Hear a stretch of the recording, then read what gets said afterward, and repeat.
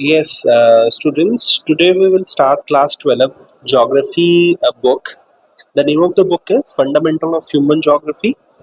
In this video, in this class, we will discuss the MCQ question of chapter 2. Now we use both Hindi and English language to explain the complete question. Okay, so let's start with the questions now.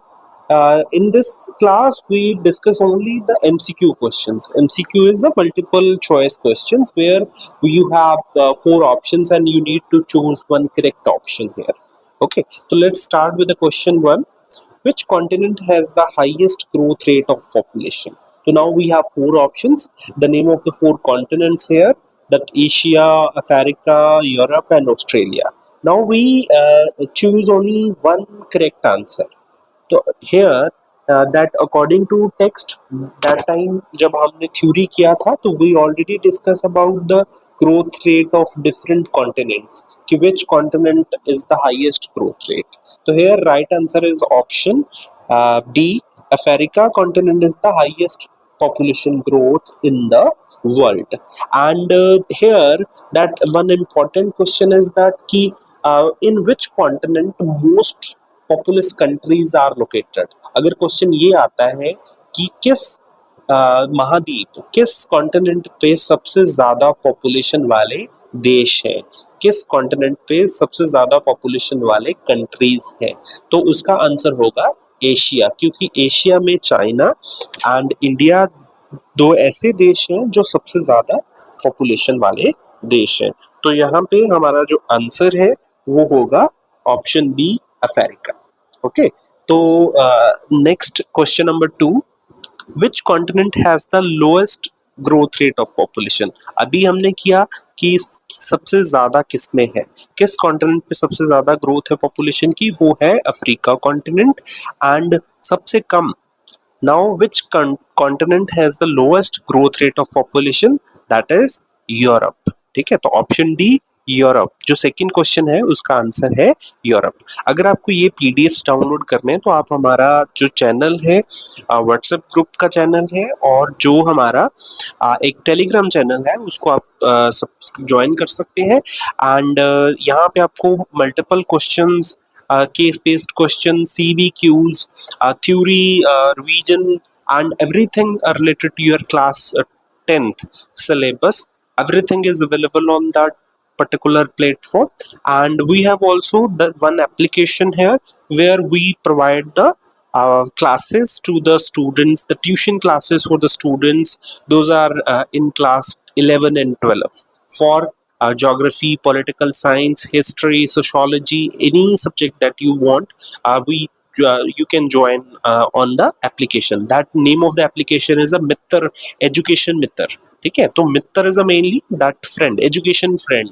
तो हमारा app का नाम है मित्र, edu मित्र. ठीक है, तो यहाँ पे मैं उसका थंबनेल्स भी आपको नीचे उसका लिंक भी मैं प्रोवाइड कर दूंगा, जहाँ पे जाके आप ये क्लासेस को देख सकते हो. And now the question 3. Which of the following is not a pull factor of migration?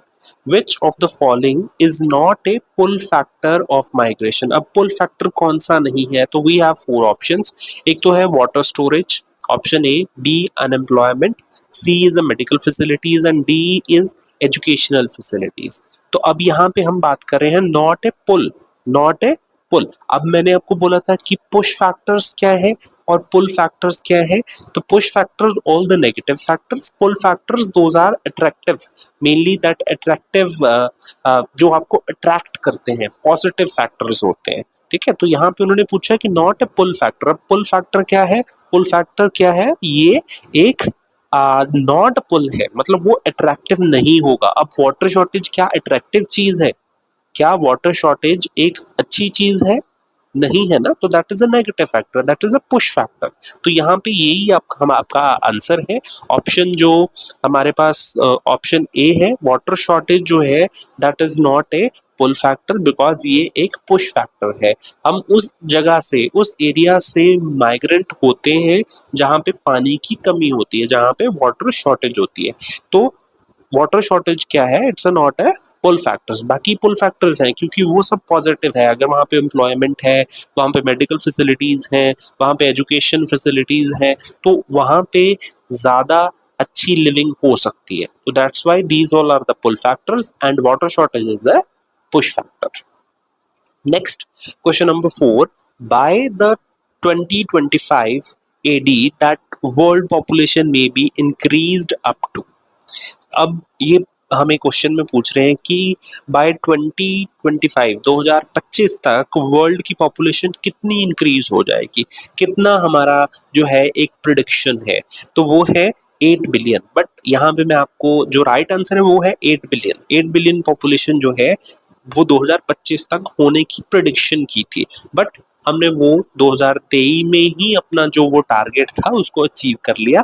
हाँ, अभी वर्ल्ड की अगर हम पॉपुलेशन देखें तो वो 8 बिलियन पॉपुलेशन एट प्रेजेंट, जब हम ये क्लास कर रहे हैं, दैट टाइम 8 बिलियन पॉपुलेशन हो चुकी है। बट हमारा प्रेडिक्शन क्या था कि हम 2025 तक जो वर्ल्ड की पॉपुलेशन है वो 8 बिलियन हो जाएगी। तो right answer is 8 billion bye 2025. Next, question number 5. Migrants who move out of the place are called. जो migrants है, जो किसी जगह से, किसी एक पर्टिकुलर प्लेस से मूव आउट, बाहर चले जाते हैं, उनको हम क्या कहते हैं? उनको बोलते हैं एमिग्रेंट्स। एमिग्रेंट्स मैंने आपको ई से याद करवाया था। ई इज अ एग्जिट, जो लोग छोड़ के चले गए, जो आउट चले गए हैं, ठीक है, out of the, move out of the place, ठीक है, तो वो क्या है, वो एग्जिट करके हैं। तो एग्जिट को हम इमिग्रेंट्स में याद करते हैं, ठीक है, क्योंकि ये दोनों टर्म्स प्रोनाउंस करने में emigrants and immigrants are similar.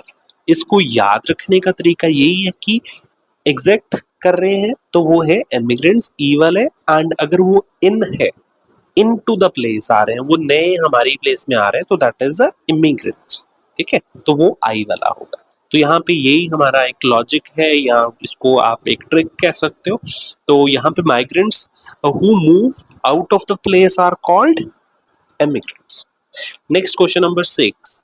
Migrants who move into a new place are called. तो अभी मैंने बताया जो नई प्लेस पे आते हैं, मूव इनटू, इनटू क्या होता है, इनसे होता है ना, तो इनसे इमिग्रेंट्स, ठीक है, तो right answer is option C, immigrants. Next question हमारे पास है question number 7. Population increased by the difference between birth and deaths in a particular region between 2 point of time is called. वो कहते हैं कि population जो increase होती है किसी भी एरिया में from between the birth and death and particular region between 2 point of times, ठीक है, एक समय में, एक साल में कितनी पॉपुलेशन बढ़ती है, या एक पॉइंट ऑफ टाइम सी 2010 से लेके 2020 तक कितनी पॉपुलेशन इंक्रीज हुई, कितने नंबर ऑफ बर्थ से और डेथ्स में दोनों में अंतर है, कितना उनमें डिफरेंसेस है।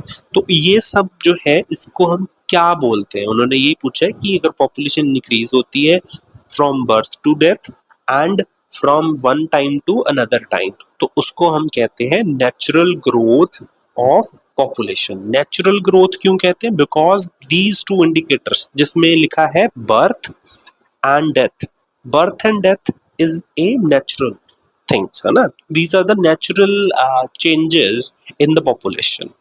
और 2 पॉइंट ऑफ टाइम में वो हो रहा है, तो वो क्या है, वो नेचुरल ग्रोथ है। उस वहां पे बर्थ रेट भी हो सकता है ज्यादा, डेथ रेट भी ज्यादा हो सकता है, तो that depend on the situation, depend on the time, है ना, तो उस पर डिपेंड करता है। तो यहाँ पे आंसर जो होगा वो है option B, natural growth of population. तो बर्थ एंड डेथ में डिफरेंस और region to region, mainly particular region between 2 point of time के बीच में जो इंक्रीज हुआ उसको हम बोलेंगे natural growth of population. Now we do the next question. Question number 8. The total population of the world at the beginning of 21st century was. अब 2000 जो हमारा ये 2000 वाला सीरीज जो अब हम यूज कर रहे हैं, 2023, 24, 25, ये क्या है, ये 21st सेंचुरी है, ये हमारा 21वीं शताब्दी है ना। तो ये क्या है, mainly that is mainly in 21st century में कितनी पॉपुलेशन थी जब ये सेंचुरी स्टार्ट हुआ था, जब 2000 में फर्स्ट ईयर 21st सेंचुरी का स्टार्ट हुआ, तो उस टाइम जो है हमारा वर्ल्ड का पॉपुलेशन कितना था उसके बारे में हमें पूछा गया है। By the beginning of 21st century the population of the world is 6 billion. Option B 6 billion population था। अब 2025 में कितना है, अभी हमने किया क्वेश्चन नंबर उसमें था 8 बिलियन, है ना। तो 2000 जब ये सीरीज शुरू हुआ 25 साल में हमने 2 बिलियन पॉपुलेशन जो है वो अचीव कर लिया, उसको इंक्रीज कर दिया। तो 21st सेंचुरी जब स्टार्ट हुआ उस टाइम था 6 बिलियन और नाउ इन 2024 हमारे पास है 8 बिलियन पॉपुलेशन। ठीक है, तो अब ये आपको याद रहेगा कि total population of the world in the beginning of 21st century कितना था, that is 6 billion population. Okay, next move to the question number 9। Which one of the following is not a component of population change? Which one of the following is not a component of population change? इन दिए गए options में से कौन सा population के बदलाव का कारण नहीं है? ठीक है, तो अब यहाँ पे हम अगर ऑप्शंस को देखेंगे तो पहले हमें ये पता होना चाहिए कि पॉपुलेशन चेंज क्या होता है, पॉपुलेशन चेंज कैसे होता है।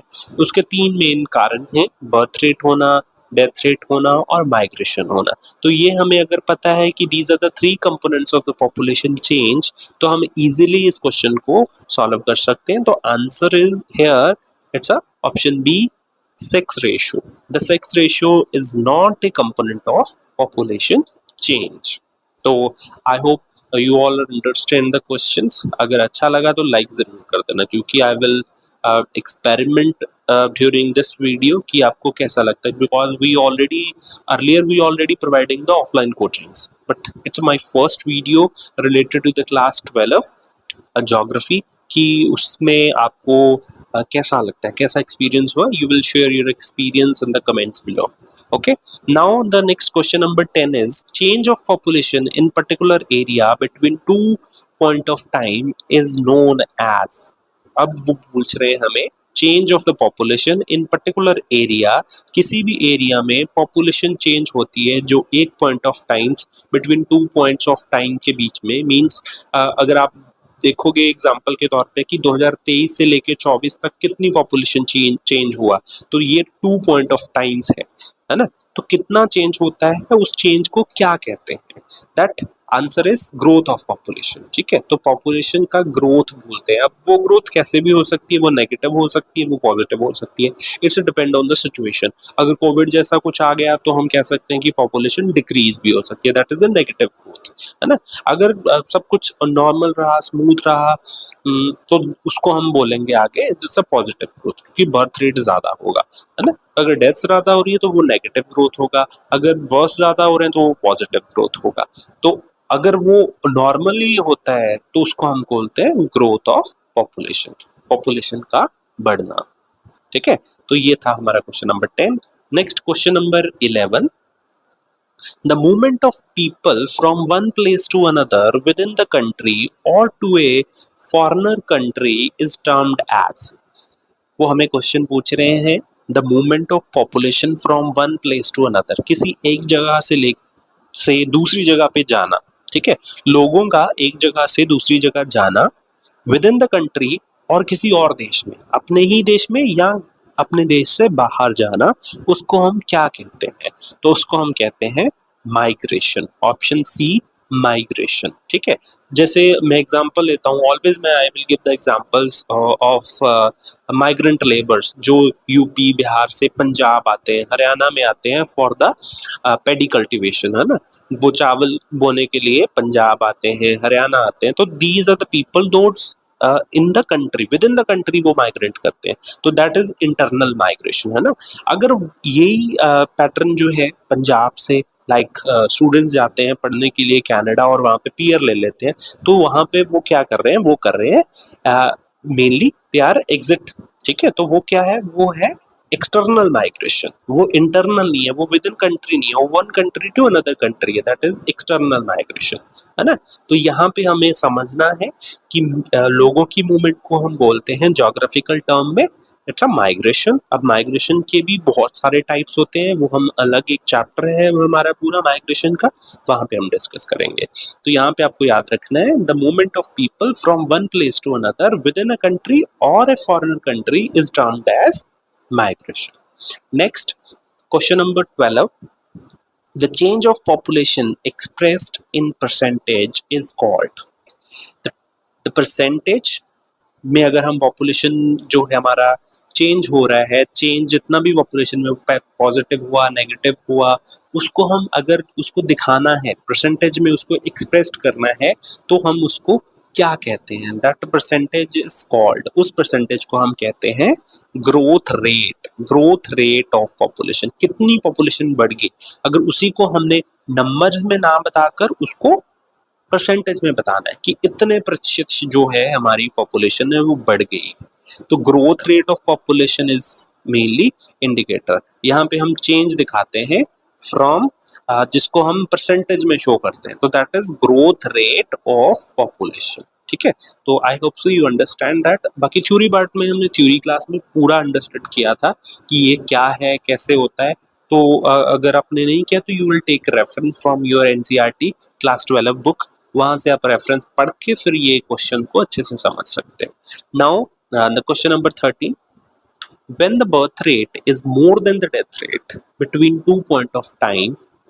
अब यहाँ पे क्वेश्चन में हमें पूछ रहे हैं कि व्हेन द बर्थ रेट, जब birth rate is more than death rate, जब बर्थ हमारा है जन्म दर ज्यादा होती है from the death rate between 2 point of times, और when people from one country migrate permanently to the region is called.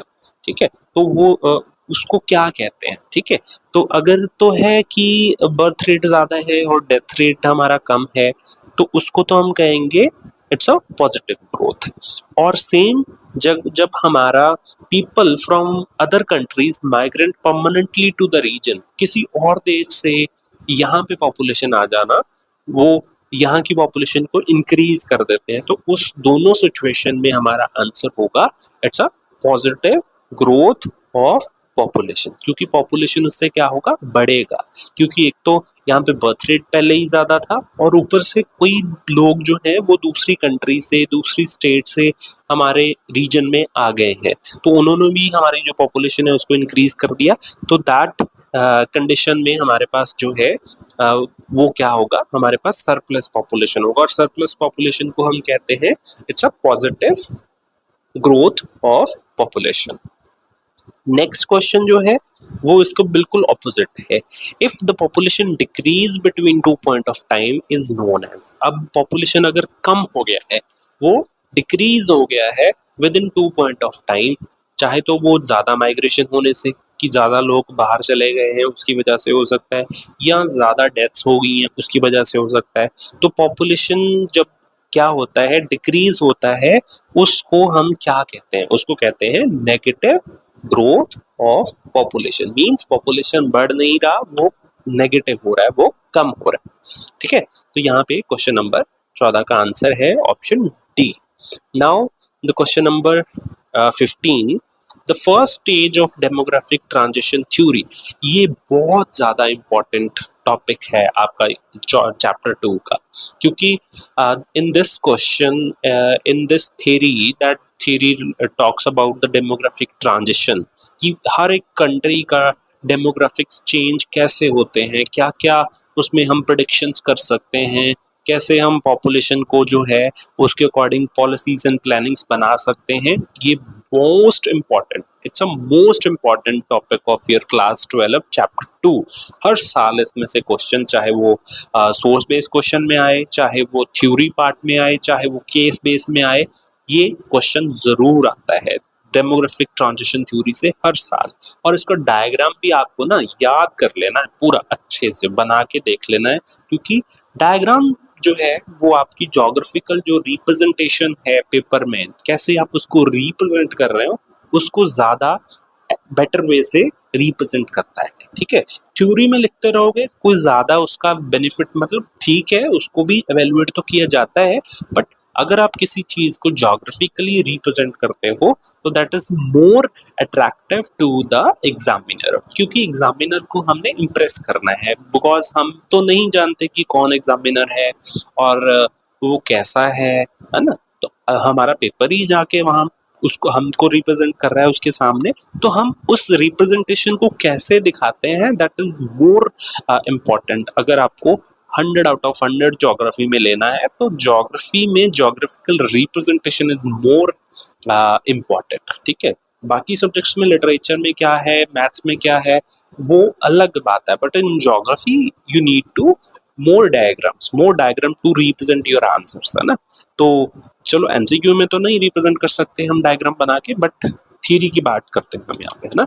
तो now the demographic transition theory has, first stage में क्या है, फर्स्ट स्टेज में है high fertility and high morality, ठीक है। अब यहाँ पे क्या है, मोर्टेलिटी जो है वो होती है आपकी मृत्यु दर, मोर्टेलिटी एंड फर्टिलिटी जो है वो आपकी है बर्थ रेट, ठीक है। तो ये दोनों को आपने याद रखना है, high birth rate and high death rate in the first stage of demographic transition theory. Now next question is question number 16। अब थ्योरी के बारे में ही ये भी क्वेश्चन है।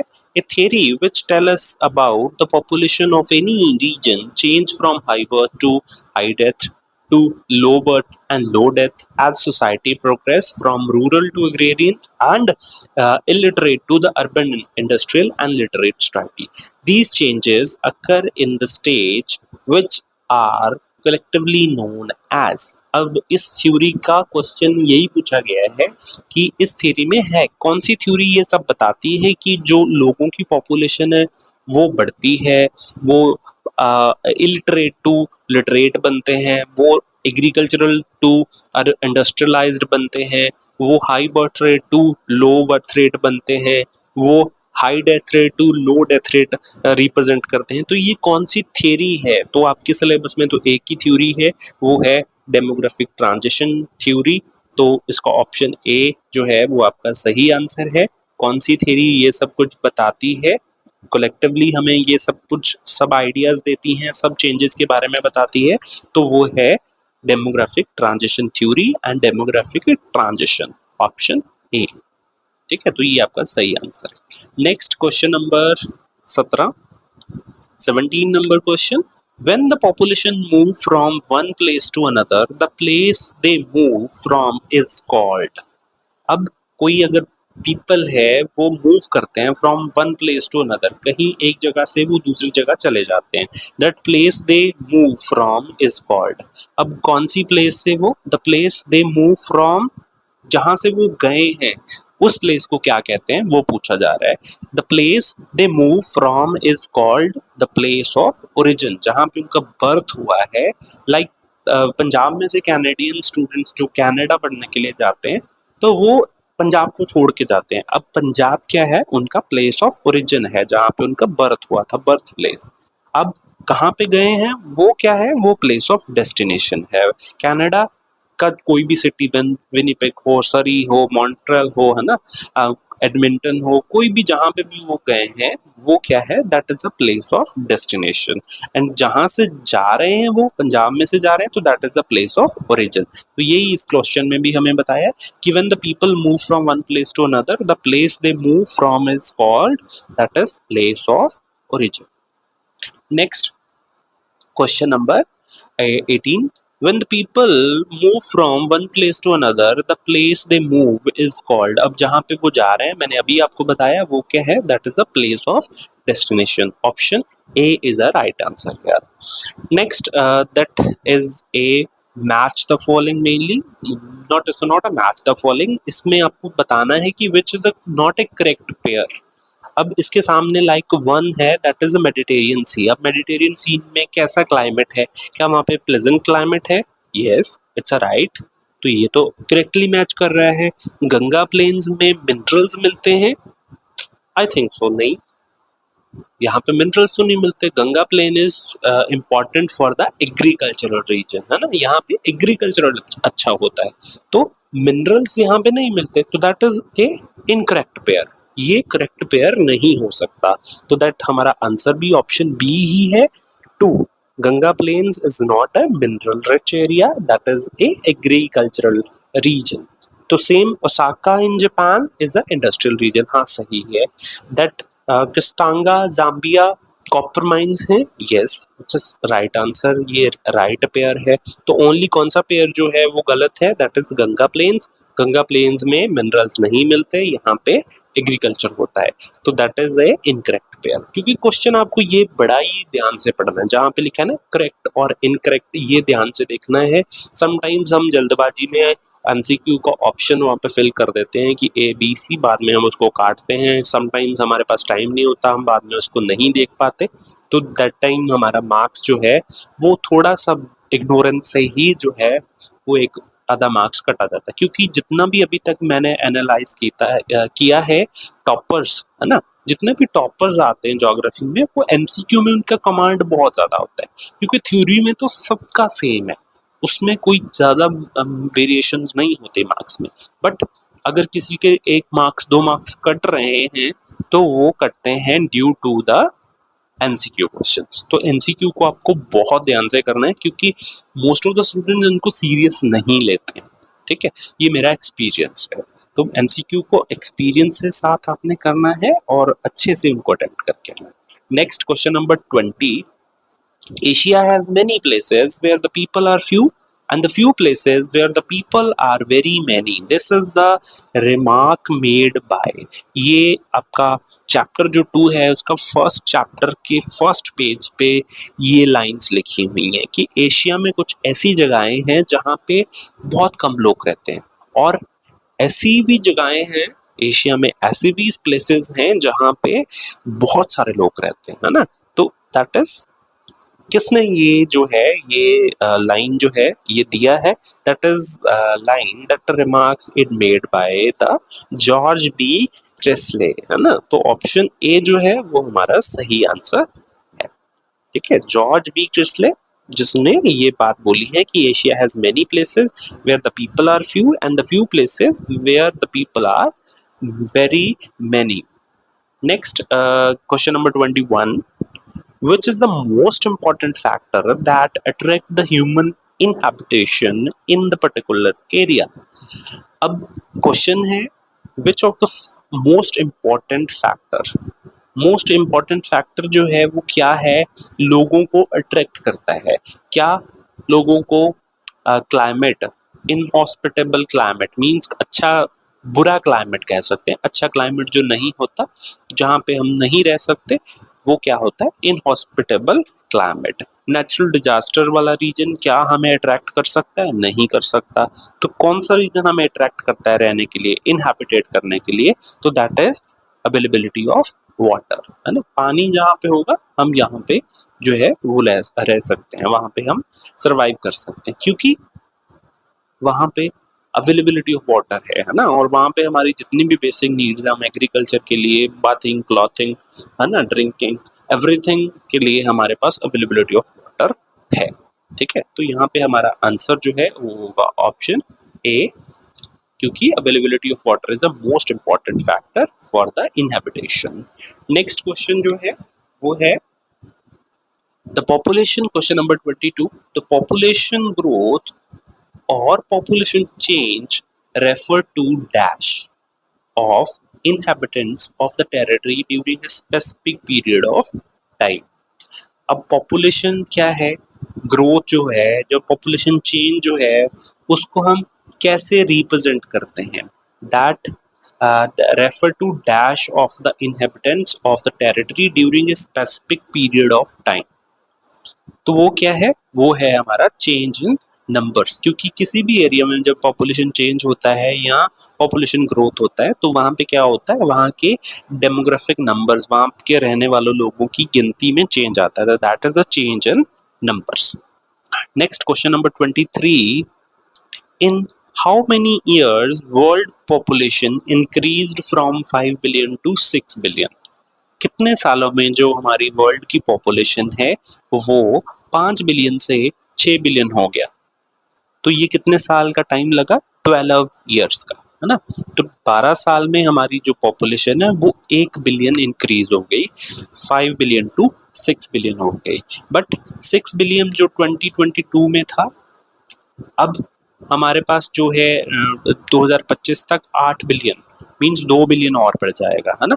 तो बट ये तो बहुत जल्दी हो गया, 23 में ही हमने ये टारगेट अचीव कर लिया था कि हमारे पास पॉपुलेशन, जो वर्ल्ड की पॉपुलेशन है वो कितना हो गया है, वो 8 बिलियन हो गया है। तो हमारे को 12 साल लगते हैं पॉपुलेशन को 1 बिलियन करने में। तो यही अगर रेट से चलता रहा तो 2050 तक हमारी जो पॉपुलेशन है वो 10-12 बिलियन जो है हो सकती है, ठीक है। तो population increase is a very big challenge. ये क्लाइमेट चेंज, वाटर शॉर्टेज, ये सब कुछ तो अलग है, बट इसके बारे में कोई बात ही नहीं कर रहा। That is the most important factor, क्योंकि जितने जैसे पॉपुलेशन इंक्रीज होगा, जैसे जैसे जो पॉपुलेशन इंक्रीज होता रहता है, उसके साथ हमारा जो रिसोर्सेज हैं वो कम होते रहते हैं, ठीक है। तो it's a important factor here. Question number 24, which one of the following is not a major to population control. अब पॉपुलेशन को कंट्रोल करने की हम बात कर रहे हैं, तो कैसे नहीं कर सकते, ठीक है। Which is not a major of population control. तो क्या हम tax incentives to large families दे के पॉपुलेशन डिक्रीज कर सकते हैं? नहीं, क्योंकि वो तो ऑलरेडी पहले उनके पास तो पॉपुलेशन बहुत ज़्यादा है, एक उनके पास लार्ज फैमिली है, तो उनका पॉपुलेशन तो बढ़ेगा ही, है ना। तो कैसे क्या पॉपुलेशन को हम मेजर कर सकते हैं, उसको कंट्रोल कर सकते हैं? फैमिली प्लानिंग के थ्रू, प्रोपेगेंडा के थ्रू, या फ्री अवेलेबिलिटी ऑफ कॉन्ट्रासेप्टिव्स। जो हमारा पॉपुलेशन इंक्रीज है उसको कम करने के लिए हम फ्री में जो है कॉन्ट्रासेप्टिव्स, जो है मेडिसिन, कुछ और इक्विपमेंट्स वो हम प्रोवाइड कर सकते हैं, है ना। तो tax incentives to the large families नहीं, यहाँ पे अगर होता tax incentives to the small families, तो ये सही आंसर हो सकता था, है ना। तो यहाँ पे उन्होंने पूछा ही था कि नॉट ए मेजर, जो एक अच्छा तरीका नहीं है पॉपुलेशन को कंट्रोल करने का, वो क्या है? Option C. Next, that question number 25, और ये हमारी आज की क्लास का लास्ट क्वेश्चन है। हु सेड, अब यहाँ पे एक जो कोट है, एक लाइन है, वो लिखा है, उन्होंने पूछा है कि ये किसने बोला है, और ये बुक में आपके लिखा हुआ है लास्ट पेज के ऊपर। The preventive checks are better than physical checks. जो प्रिवेंट है वो ज़्यादा बेनिफिट करता है बेटर देन क्योर से। लाइक हम रूटीन लाइफ में भी ये बात यूज़ करते हैं कि जो है किसी चीज़ को खाने से अगर हम बीमार होते हैं तो उसको नहीं खाना चाहिए। तो बेहतर है कि हम पहले से ही प्रिकॉशंस लें। तो ऐसा ही उन्होंने बताया है कि द प्रिवेंशन चेक्स, की पॉपुलेशन को हमें पहले ही प्रिवेंशन चेक्स के थ्रू कंट्रोल करना चाहिए, ना कि बाद में फिजिकल चेक्स लगाने पड़े हमें, है ना, कि फिजिकली तौर पे हम उसको रोकना पड़े। तो प्रिवेंशन करना चाहिए पॉपुलेशन को रिड्यूस करने के लिए। तो ये बात किसने बोली थी? ये बोली थी थॉमस माल्थेसिस ने, ठीक है। थॉमस जो थे माल्थेसिस, ये पॉपुलेशन प्रेडिक्शन के लिए उन्होंने काफ़ी काम किया है, डेमोग्राफिक ट्रांजिशन थ्योरी में भी इन्होंने काफ़ी कंट्रीब्यूट किया है। तो उन्होंने ही ये बात बोली थी कि the prevention check is better than the physical check. और ये थॉमस माल्थेसिस, जो माल्थस पॉपुलेशन थ्योरी है जिन्होंने दी है, उन्होंने ये बात बोली थी, ठीक है। तो ये थे हमारे आज के 25 क्वेश्चंस। अगर आपको ये क्वेश्चंस अच्छे लगे तो प्लीज़ लाइक सब्सक्राइब ज़रूर करना, and for more content like that, ऐसा ही और वीडियोस क्लासेस देखने के लिए आप हमारे चैनल को सब्सक्राइब कर सकते हैं। Take care, bye bye.